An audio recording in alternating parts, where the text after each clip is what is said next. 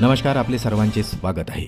सरकारी कर्मचाऱ्यांसाठी दिलासादायक निर्णय तर राज्यसभेतून समोर आली मोठी अपडेट. चला तर पाहूया याविषयी सविस्तर अपडेट. त्यापूर्वी चॅनलला जर नवीन असाल तर सबस्क्राईब करायला विसरू नका, बेल आयकॉनला प्रेस करायलाही विसरू नका आणि आनंदाची बातमी शेअर करून व्हिडिओला लाईक करायलाही विसरू नका. सरकारी कर्मचाऱ्यांसाठी राज्यसभेतून एक अत्यंत महत्त्वाची बातमी समोर येत आहे. पती पत्नी दोघेही सरकारी कर्मचारी म्हणून कार्यरत असतील तर त्यांच्यासाठी ही बातमी अत्यंत खास ठरणार आहे. सरकारच्या सेवेत कार्यरत असलेल्या पती पत्नी कर्मचाऱ्यांसाठी शासनाकडून एक दिलासादायक धोरण राबवण्याचा निर्णय घेण्यात आलेला आहे आणि या नव्या धोरणाचा फायदा आता विवाहित जोडप्यांना मिळणार आहे असेही बोलले जात आहे. नव्या निर्णयामुळे आता एकाच शहरात किंवा एकाच मुख्यालयी काम करण्याची संधी मिळणार आहे. केंद्र सरकारने राज्यसभेत माहिती देताना स्पष्ट केले की पती पत्नींना शक्यतो एकाच ठिकाणी पोस्टिंग देण्याच्या धोरणाला ठाम पाठिंबा देण्यात आलेला आहे.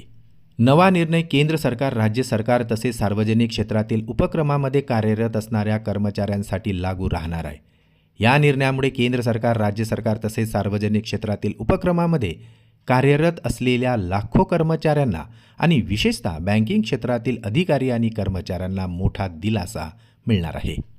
कार्मिक, सार्वजनिक तक्रार आणि पेन्शन मंत्रालयाने सर्व मंत्रालय, विभाग आणि आस्थापनांना या संदर्भात मार्गदर्शक तत्त्वे पाठवलेली आहे.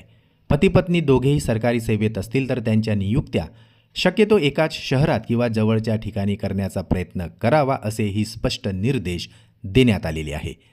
बँकिंग क्षेत्रासाठी वित्तीय सेवा विभागाने स्वतंत्र आणि स्पेशल ट्रान्सफर पॉलिसी जाहीर केलेली आहे.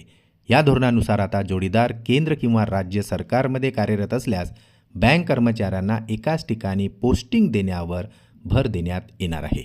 महिला कर्मचाऱ्यांच्या बदल्यांमध्ये घराजवळील किंवा सोयीच्या ठिकाणाला प्राधान्य दिले जाणार आहे. याशिवाय कर्मचाऱ्यांना पसंतीचे ठिकाण ऑनलाईन पोर्टलद्वारे नोंदवता येणार आहे.